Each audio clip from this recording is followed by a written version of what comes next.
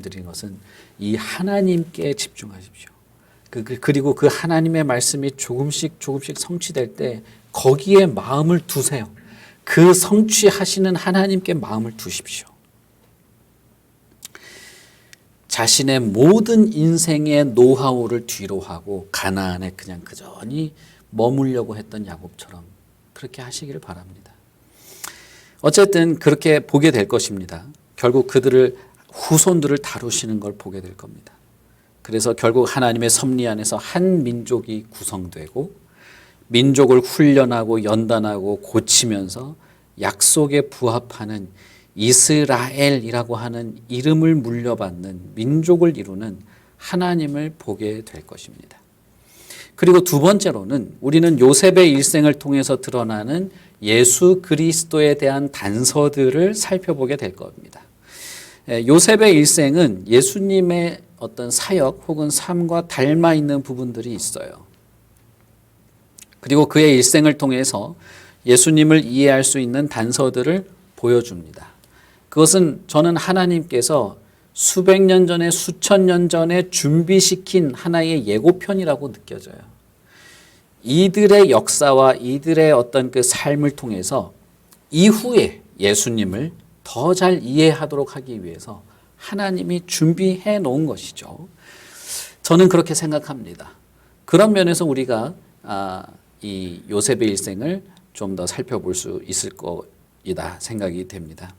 이 두 가지 면을 다 살펴보려고 하는데 창세기를 그렇게 마무리를 하고 예수님에 관련된 본문들을 우리가 좀 더 추가적으로 살펴보도록 하겠습니다.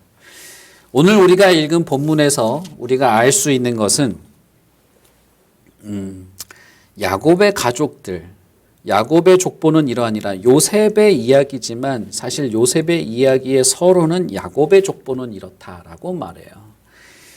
그러니까 요셉의 일생이 어떻게 파란만장하게 이어졌는가가 이 이야기의 핵심 주제가 아닙니다. 37장부터 거의 50장까지 이어지는 엄청난 이야기인데 대부분 요셉의 이야기죠. 그러나 그럼에도 불구하고 그 큰 문단은 요셉의 이야기를 하이라이트로 두지 않습니다. 그것은 야곱의 가족의 이야기다라고 하는 거예요. 그래서 서론이 야곱의 족보는 이러하니라라고 시작이 되죠. 그래서 이 요셉 이야기의 결론은 무엇이냐 하면 야곱이 죽기 전에 자식들에게 예언과 축복을 하는 것이 마지막 대단원이 되는 거예요.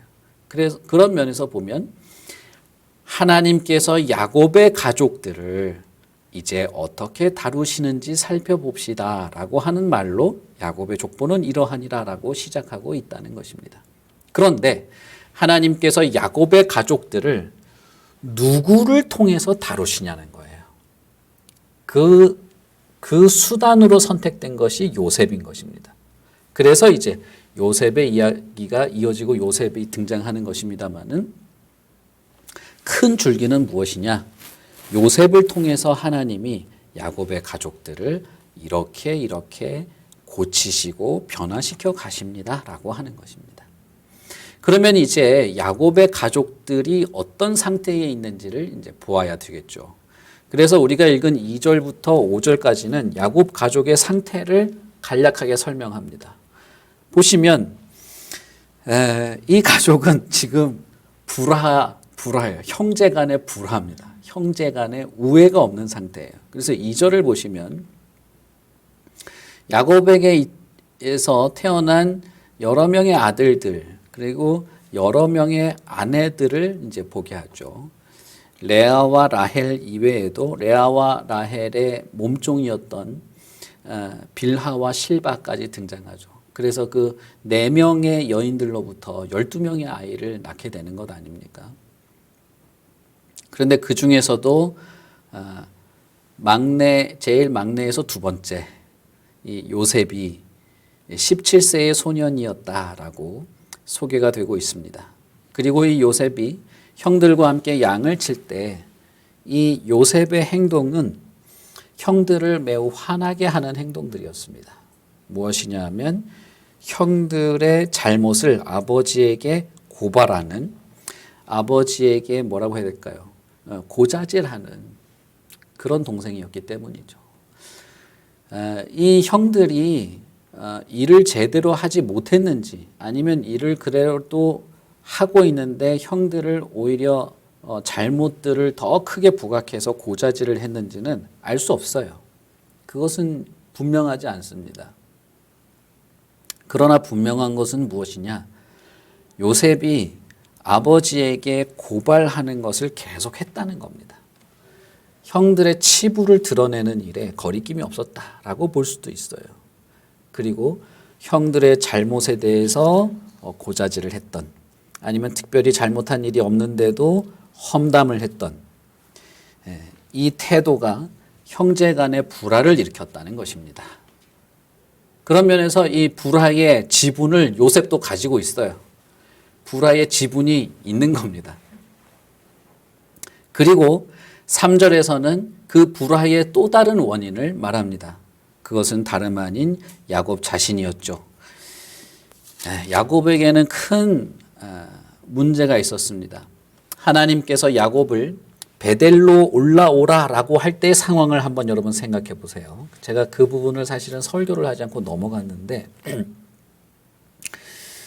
하나님이 야곱을 베델로 올라오라라고 할 때는 세겜 족속들한테 죽음의 위협을 당하고 있을 때였어요. 그런데 죽음의 위협을 당하는 이유가 무엇이었습니까? 자식들이 야곱의 말을 듣지 않았기 때문이에요. 이 아들들이 어떻게 우리 여동생을 겁탈한 놈들을 가만히 둘 수 있습니까? 죽여야 되겠습니다. 복수해야 되겠습니다. 라고 할 때 야곱은 말렸어요. 그러지 마라. 그러면 우리가 이 땅에서 살 수 없다. 그런데 아들들은 아버지를 무시했죠. 사실 야곱은 무시당한 거예요. 무시당했고 속았습니다. 아들들이 아버지를 속였어요. 결혼하자는 것도 세겜만 속인 게 아니라 야곱도 속인 겁니다. 속이고 아버지를 속이고 아버지를 무시하고 문제를 일으킨 것이었죠. 그 상황에서 하나님이 야곱을 베델로 불러들인 것입니다. 자, 그런데 이 아들들이 아버지를 왜 무시하게 됐을까? 아버지를 심지어 아버지를 속이는 일까지 어떻게 왜 그렇게 하게 됐을까? 그것은 야곱의 편애에 큰 근거가 있습니다. 왜냐하면 라헬은 아이를 못 낳고 있는 상황이었고 레아만 아이를 낳았단 말이에요. 무려 6이나 낳았습니다. 그런데 그럼에도 불구하고 야곱은 레아보다 라헬을 더 사랑했죠. 자식들이 보다 못해서 어머니 레아에게 합 한 채를 드리면서 이거 가지고 아버지와 좀 관계를 개선해 보라고 할 정도였어요. 그러니까 어머니가 둘이 있었는데 레아와 라헬이 있었는데 레아와 라헬도 야곱의 그 편향된 사랑을 얻으려고 둘이서 싸웠습니다. 싸우는 것을 자식들도 알죠. 그러니 자식들도 서로 싸운 거예요. 이 자식들이 자신의 어머니를 홀대하는 아버지에 대해서 불만이 많았던 것이죠. 그래서 베델로 올라올 때 야곱이 자신들의 가족 안에 있는 우상들은 다 버리고 베델로 올라왔는데 야곱이 버리지 못한 것이 있었어요. 그것은 무엇이냐 하면 편애였습니다. 편애는 버리지 못한 거예요. 자기 야곱이라고 하는 이름 안에서 살았던 모든 과거의 그 삶들을 다 땅에다 파묻고 올라오는 그 과정인데, 그래서 어릴 때 자신을 돌봐주었던 보모까지 죽고 땅에다 묻어놓고 오지 않습니까? 그런데 야곱으로서의 삶을 지배해왔던, 내가 야곱이라고 하는 이름으로 살던 그 삶을 강력하게 지배했던 우상이나 그 땅에서의 삶의 방식이나 어떤 속고 속이는 삶의 노하우들은 땅에 묻었을지 몰라도 편애하는 것, 가족임에도 불구하고 차별하고 누구를 더 사랑하는 이것을 포기하지 못해요. 그래서 가나안에 살고 있는데 지금 이 문제가 여전한 것입니다. 버리지 못한 이것. 그래서 특별히 자신이 사랑했던 라헬, 그 그가 낳은 아들인 요셉을 매우 아낀 것입니다. 자, 우리 어머니는 아버지한테 사랑을 받지 못해. 그래서 불만이 쌓여왔던 아들이에요. 그런데 이제는 홀대받던 어머니가 낳은 우리들을 여전히 아버지가 홀대하고 있어. 차별하고 있고, 아버지가 사랑했던 라헬 어머니가 낳은 요셉만 아낀다. 그것이 형제간의 불화를 일으키고 이 야곱의 가족들, 야곱의 후손들, 다시 말하면 이스라엘이라고 하는 이름으로 구성되어야 될 이 가족들을 분열시킨 것입니다. 이 분열의 모습을 4절에서는 어떻게 묘사하느냐 하면 그의 형들이 아버지가 형들보다 그를 더 사랑함을 보고 그를 미워하여 그에게 편안하게 말할 수 없었다라고 말하고 있습니다. 하나님께서는 형제들이 요셉에게 편안하게 말할 수 없었던 것을 기록으로 남겨놨어요. 이것뿐이었겠습니까, 사실. 그 앞에 이 가족들에게 벌어진 사건들을 보면 별별 사건이 다 있는데 하나님은 굳이 이 문장을 넣었어요. 편안하게 말할 수 없는 상태였다. 그들의 분열과 반목은 요셉은 형들을 폄하하는 자였고 그 요셉과 형의 나이 차이는 어마어마한 거거든요. 그런데도 17살밖에 안 돼. 그렇지만 알 건 다 아는 이 청년은 형들을 마음껏 폄하하는 자였습니다. 그리고 아버지는 여전히 그 지독한 그 뭐랄까요, 어둠을 여전히 가지고 있었어요. 그래서 그 가정에 야곱의 후손들, 자식들에게 무엇이 없었냐? 편안한 말이 없었다는 것입니다. 이 편안하게 말할 수 없었다라는 말은 직역을 하면 평화가 없었다라는 뜻입니다. 그것은 이 가정에 실제적으로 상실이 된 평화였다는 거예요. 이 족장의 가정에, 약속을 유업으로 받은 이 가정에, 하나님의 약속에 의지하여 가나안에 여전히 머무르려고 하는 이 가정에, 하나님만을 바라보기로 마음먹은 이 가정에 실제적으로 평화가 상실되었다는 것이에요. 그러니 여러분, 우리가 37장 1절에서 야곱이 가나안에 머무르려고 했다는 그 마지막 결론을 보고 뭔가가 하나님의 거대한 은혜 안에서 있는 것 같은 결론을 내리지만 그럼에도 불구하고 이 가정은 하나님의 다루심이 없이는 가망이 없다는 것입니다. 하나님의 다루심, 하나님과의 밀접한 관계 속에서 하나님의 은혜가 없이는 이 가정에는 평화가 찾아올 수 없다는 거예요. 그것은 저와 여러분도 마찬가지고 이 하나님의 교회도 마찬가지인 것입니다. 이 불화는 우리가 읽은 이 2절부터 11절 사이에 3번이나 반복해서 나타나는 말입니다. 그들이 미워했다. 그들의 가정에는 평화가 없었다. 하나님의 약속을 바라보고 있는 이 가정이 사실상 평화를 상실하고 있다는 것은 하나님만이 그들을 고치셔야 하고 고치실 수 있고 그렇게 해야만이 평화로울 수 있다는 것을 바라보게 합니다. 여러분, 저와 여러분도 마찬가지고 저와 여러분의 가정도 마찬가지고 우리들의 교회도 마찬가지입니다. 우리가 뭘 잘해서 평화로운 게 아니고 하나님의 다루심, 하나님의 보살핌, 하나님만이 우리를 온전케 할 수 있다고 하는 확실한 근거에 대한 믿음, 그리고 그 믿음에 따른 순종만이 우리로 하여금 평화를 누리게 할 것입니다. 다르게 말하면 하나님과의 관계가 멀어진 교회는 하나님과의 관계가 멀어진 개인은 평화를 잃어버리게 될 것이에요. 왜냐하면 저와 여러분이 살고 있는 이 세계에는 진정한 평화가 없는 세계이기 때문입니다. 이 세계에 젖어 사는 그 어떤 사람도, 심지어는 족장의 가족이라도 진정한 평화를 얻지 못합니다. 평화를 잃어버린다는 것이에요. 이것은 슬픈 상황입니다. 가나안에서 베델로 올라오라는 하나님의 음성을 듣고 베델로 올라왔고, 우상을 버렸으나 편애를 버리지 못했고, 결과적으로 평화를 얻지 못하고 있습니다. 여러분, 하나님의 약속의 특징이 무엇입니까? 하나님의 약속의 특징은 평화예요. 그래서 그것을 우리가 복이라고 부르는 것입니다.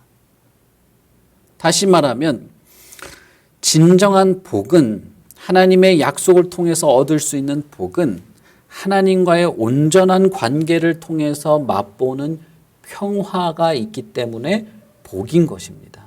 이것은 우리가 앞으로 계속해서 반복해서 드릴 말씀이에요. 하나님과의 관계가 개선되고 회복되는 것이 복이고, 그것이 평화를 맛보는 것입니다. 그래서 하나님의 약속에 포함된 주된 특징 중에 하나, 복으로 말해지는 것 중에 그 특징의 하나는 평화입니다. 평화. 하나님께서 이스라엘 백성들을 출애굽할 때 약속하신 것도 그것이죠. 내가 너희의 하나님이 되고 너희는 내 백성이 된다. 너와 내가 이제, 너는 나의 것, 주는 나의 하나님, 이렇게 밀접한 관계 속에서 뭐가 드러나요? 너희들은 이제 평화를 맛보게 된다는 거예요. 그래서 하나님께서 6일 창조를 마치시고 7일째 안식하시지 않습니까? 안식이야말로 하나님과의 관계 속에서 얻어지는 평화의 정수예요. 모든 피조물들이 하나님과의 관계에서 안식에 들어가는 것이야말로 창조에서 가장 하이라이트였습니다. 이 하나님과의 관계가 멀어진 아담을 한번 생각해 보세요. 하나님과의 관계가 멀어지자마자 아담에게 무슨 일이 벌어졌어요? 아담은 부부 사이가 멀어졌어요. 하나님과의 관계가 멀어지자 그 두 사람은 서로를 비난하기 시작했죠. 그 부부 사이에 얻어진 자식들이 또한 어땠습니까? 하나님과의 관계가 멀어진 누구죠? 가인이 어떻게 됐습니까? 그에게는 평화란 있지 않았습니다. 가인의 후손들의 역사를 살펴보십시오. 가인의 후손들의 역사에 평화가 있습니까? 폭력이 있었죠.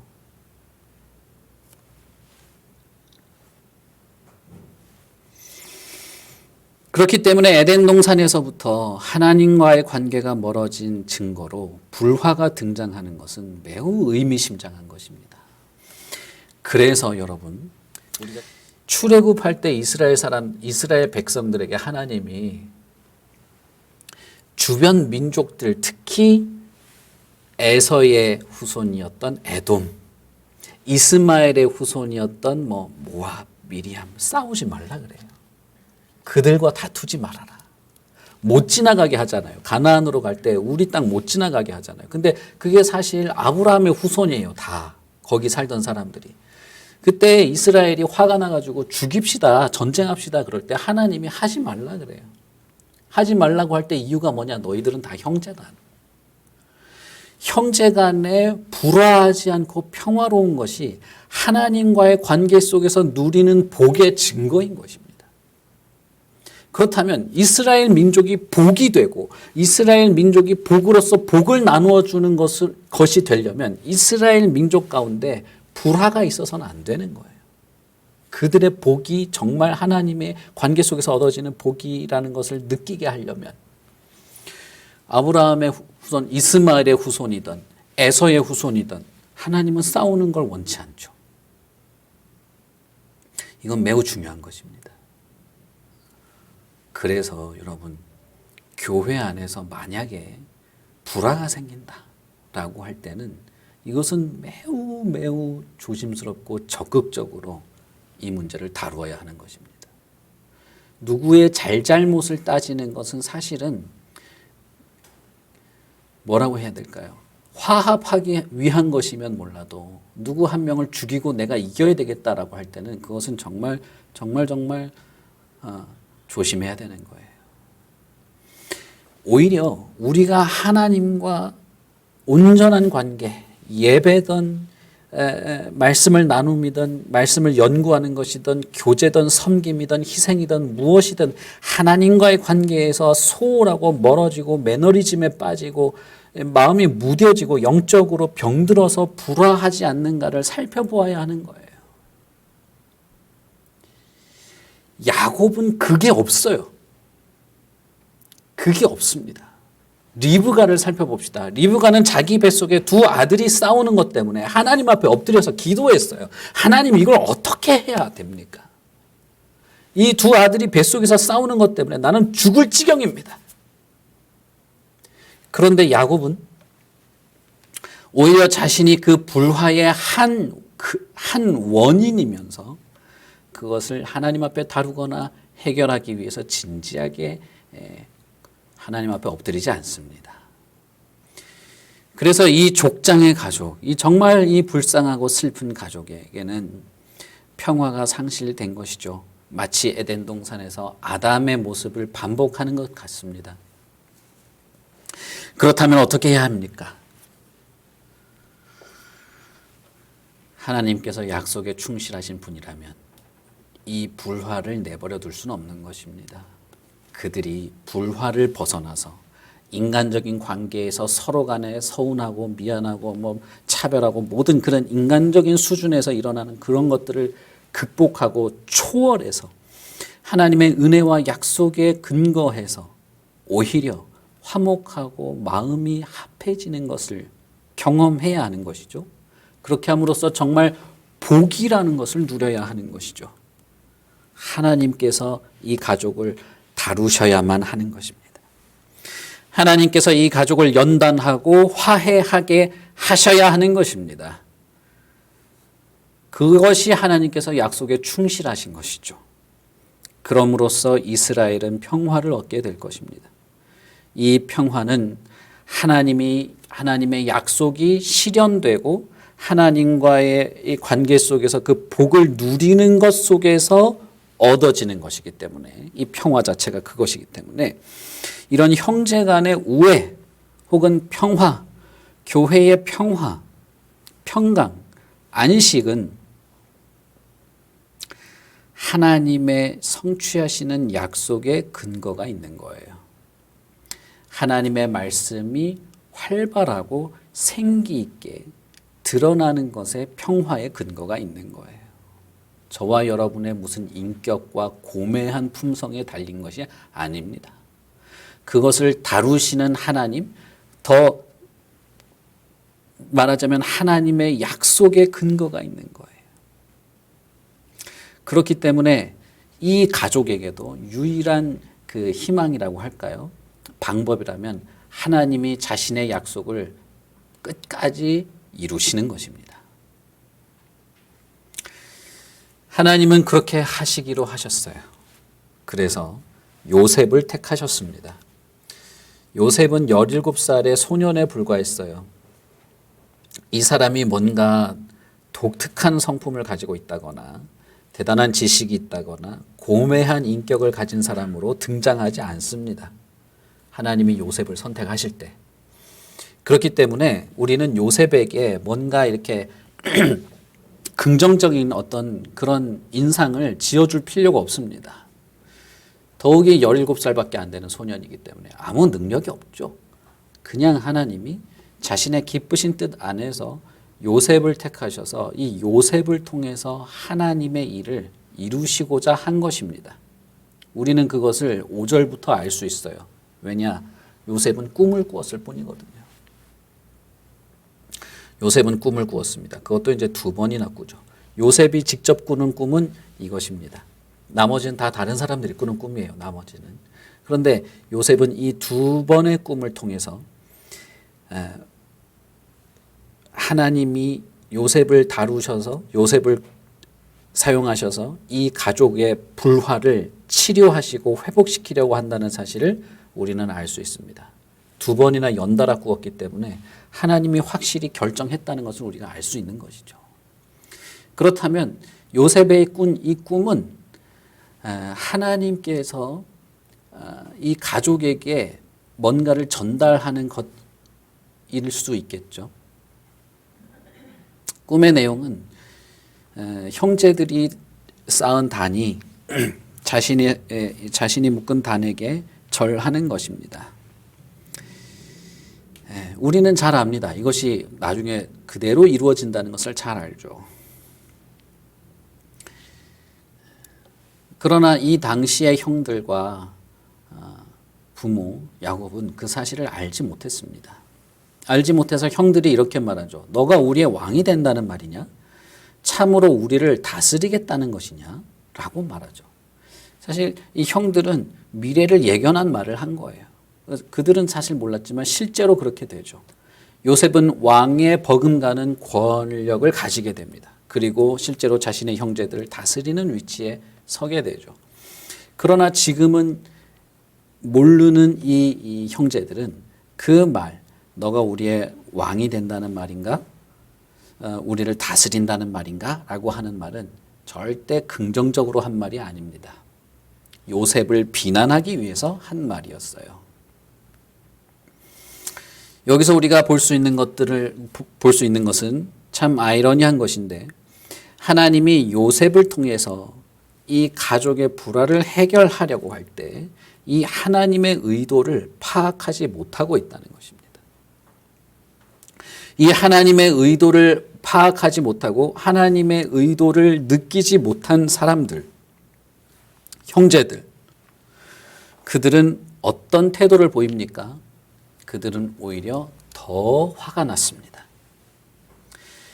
동생의 동생의 행동과 언행 때문에도 화가 났고 아버지 때문에도 화가 났는데, 하나님이 요셉을 통해서 뭔가를 이루시려고 할 때 그것이 이렇게 드러났음에도 불구하고 요셉을 통해서 드러난 것이죠. 그러다 보니 요셉을 향한 증오심에 눈이 가리워졌는지 알지 못했어요.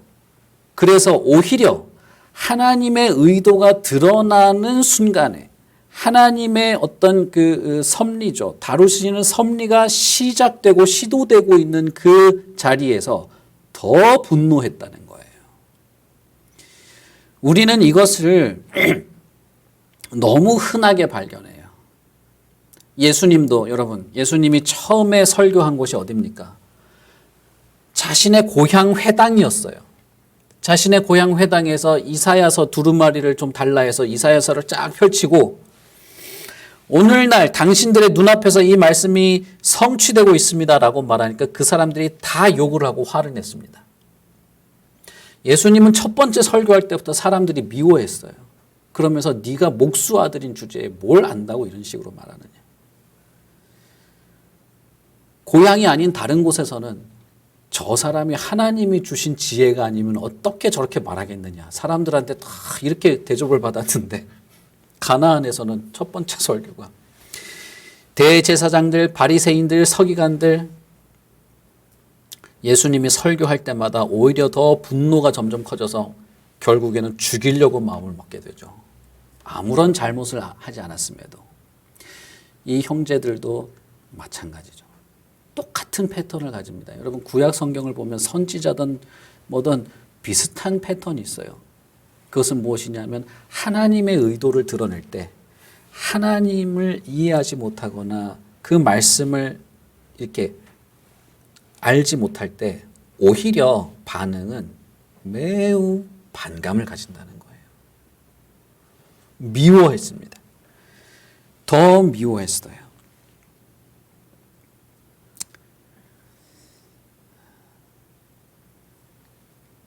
결국에는 이 형제들은 요셉을 죽이고자 하는 마음까지 먹게 되는 것이죠. 이것은 여러분, 우리는 이상하게 볼 필요가 없습니다. 왜냐하면 하나님의 의도가 드러나면 드러날수록 완악해지는 것이 이 세상에 속한 자들의 습성이기 때문입니다. 그리고 그것은 그대로 하나님의 심판의 이유가 됩니다. 모세를 통하여서 10번이나 하나님의 의도가 드러날 때 그것이 드러나면 드러날수록 바로는 더욱 완악해졌죠. 야곱의 아들들은 고집이 셌고 동생에 대한 증오 때문에 어떤 것도 진지하게 받아들이지 않았습니다. 동생의 그 꿈을 진지하게 받아들이지 않았어요. 특히 이 고대 사회에서 꿈은 진지하게 받아들여질 수 있는 것임에도 불구하고 그러지 않았습니다. 2020년에는 이런 꿈을 꿔봐야 다 개꿈이겠지만은 그때는 그렇게 아니었단 말이에요.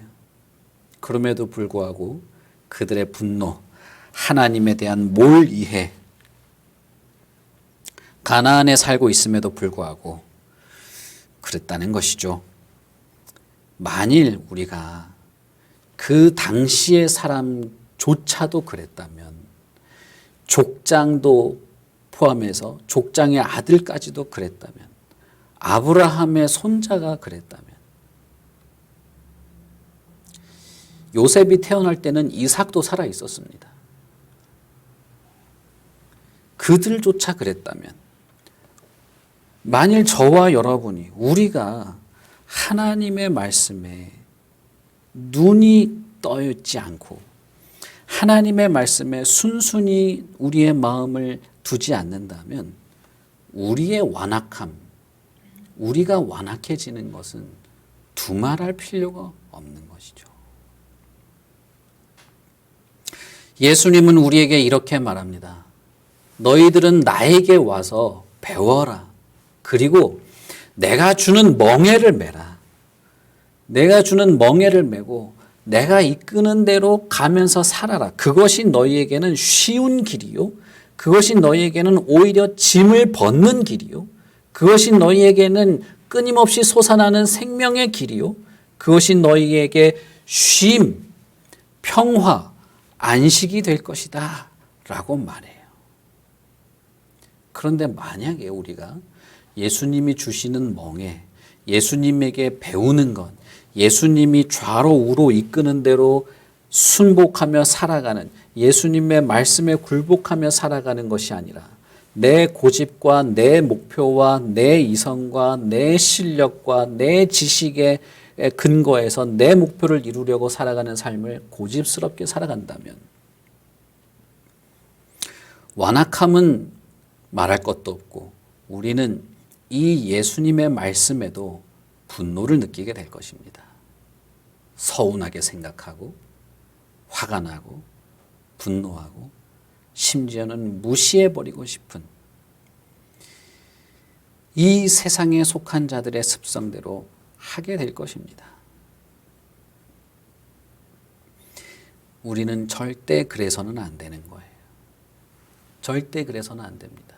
만약에 요셉을 포함해서 이 야곱의 아들들이 이 하나님의 다루심에 끝까지 반발했다면, 끝까지 그것에 눈을 뜨지 못했다면, 물론 하나님께서 이들을 다루실 것이기 때문에 우리는 다른 결과인 것을 알지만 만약에 그랬다면 그들에게는 유일한 소망이 없는 것입니다.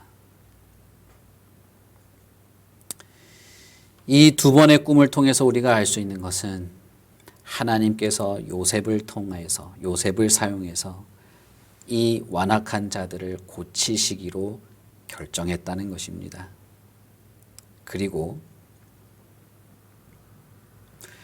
아브라함이 100세의 이삭을 얻은 것처럼 언젠가는 이 가족이 변화될 것이라는 거예요.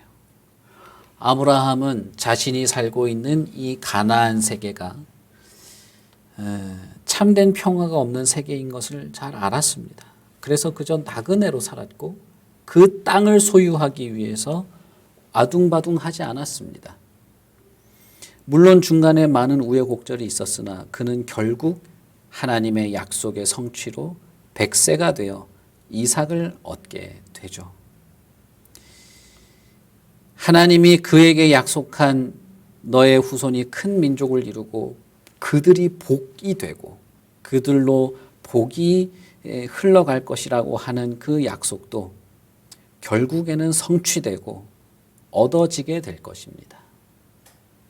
그리고 그 약속은 저와 여러분을 통해서, 이 교회를 통해서 여전히 이루어져 갈 것입니다. 그러면 저와 여러분이 가져야 할 마음이 무엇일까요? 저와 여러분이 가져야 할 태도가 무엇일까요? 끊임없이 지금도 말씀으로 나와 내 생각과 우리의 잘못과 우리의 죄악과 우리의 모난 것들을 고치시고 연단하며 하나님의 약속 안에서 참된 복을 누리고 평화, 하나님과의 관계에서 얻어지는 평화 안에서 우리 스스로가 복이 되고 교회가 복이 되고 교회를 통하여 복을 나누어 주는 것이 반드시 될 것이라는 것을, 누구를 통해서요? 예수 그리스도를 통해서 될 것이라는 것을 믿고 하나님의 다루심에 순복해야 하는 것입니다. 하나님의 다루심에 무릎을 꿇어야 하는 것이죠. 요셉의 인생을 통해서 우리가 볼 수 있겠습니다만 요셉이 나중에 애굽에서 형들을 만났을 때 뭐라고 고백합니까? 형님들, 하나님이 나를 이곳으로 보내신 것입니다. 요셉이 언제 그런 마음으로 바뀌었는지 알지 못해요. 우리는 알 수 없습니다. 그런 극적인 변화가 언제 일어났는지 알지 못하지만, 그러나 요셉의 인생에서 요셉은 자신을 그렇게 다루시는 하나님께 어느 순간 굴복했다는 것을 우리는 알 수 있는 겁니다. 그는 순복한 것이에요. 물론 그 상황을 받아들였다는 말과는 다른 것입니다. 저와 여러분은 2021년을 이렇게 사시길 바라요. 우리 교회는 이렇게 되기를 바랍니다. 저는 하나님이 교회를 바꾸시기를 바라요. 하나님께서 교회를 더 온전하게 연단하고 세워가시기를 바라요. 교회가 희왕찬란하고 광채가 넘치고 화려한 것 속에서 그 권위와 영광을 드러내는 것이 아닙니다. 칼빈은 오늘 본문을 해석하면서 여기서 우리가 알 수 있는 것은 하나님은 그 비참함과 어둠 속에서 그의 교회를 온전히 세우기 위한 일을 하신다라고 말했어요. 우리도 그렇다고 봐요. 교회가 아무리 문제가 있고 우리 교회가 아무리 연약하고 우리 안에 설사 불화가 있다 할지라도, 그런 문제가 있다 할지라도 다루시고 만지시고 온전케 하시고 성장케 하시는 하나님의 그 손길 속에서 교회가 세워지고 결국에는 이 세상에서 사람들에게 보여주는 그 반짝거리는 영광이 아니라 하나님과의 깊은 관계 속에서 누리는 평화와 복으로 복을 나누어 주고 하나님께 영광을 돌려드리는 그런 교회로, 그런 이스라엘로, 그런 하나님의 백성으로 그렇게 훈련받고 연단받고 세워지는 것이죠. 이 마음을 가지십시오. 이것을 위해서 마음을 여십시오. 이것을 위해서 하나님께 엎드리십시오. 요셉의 가족들, 야곱의 가족들은 하나님이 요셉을 통하여서 그들을 바꾸려고 하였으나 우리는 비교할 수 없는 순복자, 비교할 수 없는 하나님의 아들을 통해서 우리는 변화될 것입니다. 예수 그리스도로 인하여 우리는 화목하게 될 것입니다. 예수 그리스도로 인하여 우리는 서로를 사랑하게 될 겁니다. 예수 그리스도를 인하여 우리는 마음이 하나가 될 거예요. 그것이 교회입니다. 우리가 태어난 것도 다르고 살아온 것도 다르고 모든 것이 다르죠. 생각하는 것도 다 다릅니다. 그러나 무엇 때문에 우리가 하나가 됩니까? 예수 그리스도 때문에 하나가 돼요. 예수 그리스도 그분 때문에 우리가 서로를 섬기고 낮아져요. 예수 그리스도 그분 때문에 우리는 교회가 되는 것입니다. 그러니 예수 그리스도 안에서 우리는 하나요, 한 가족이요, 한 하나님의 백성이요, 한 교회로 세워지기를 바라셔야 돼요. 그것을 기꺼이 그러기를 바라셔야 돼요. 내가 지금까지 배워왔고 들어왔고 그런 것들이 갈리고 닦여서 나는 언제나 갱신되고 나는 언제나 개선되어야 될 사람이라는 것을 아셔야 됩니다. 우리는 그렇게 될 수 있습니다. 왜요? 하나님이 예수 그리스도 안에서 우리를 언제나 그렇게 고쳐가시기 때문입니다. 그러니 말씀에 귀를 여십시오. 하나님의 이 집요함에 굴복하십시오. 우리가 잘 알듯이 예수 그리스도께서는 우리에게 이렇게 말씀하셨습니다. 누구든지 수고하고 목마른 누구든지 나에게 온다면 내가 그로 더불어 먹고 그는 나로 더불어 먹어서 다시는 배고프지 않는 하늘의 양식을 먹게 될 것이다. 저는 이것을 믿습니다. 저는 예수 그리스도가 나에게 참된 생명을 주실 것을 믿습니다. 우리 교회의 모든 것이 되실 줄 믿습니다. 우리 교회에 함께 참여하여서 예배하고 함께 교제하며 하나님을 바라보는 모든 성도들에게 그러한 은혜가 있기를 믿고 바랍니다. 이 생각을 하나님은 창조 때부터 포기하신 적이 없습니다. 창조하셨을 때부터 이 생각을 포기한 적이 없어요. 그러니 여러분, 하나님이 저와 우리 교회와 우리 모두를 포기하시지 않습니다. 반드시 그렇게 하실 줄 믿습니다. 그러니 인내하십시오. 하나님을 바라보십시오. 그분의 다루심에 겸손히 나를 내려놓으십시오. 예수 그리스도께서 우리의 모든 것을 지키시고 고치시고 이루실 분인 줄 믿고 바라보십시오. 우리 같이 기도하겠습니다.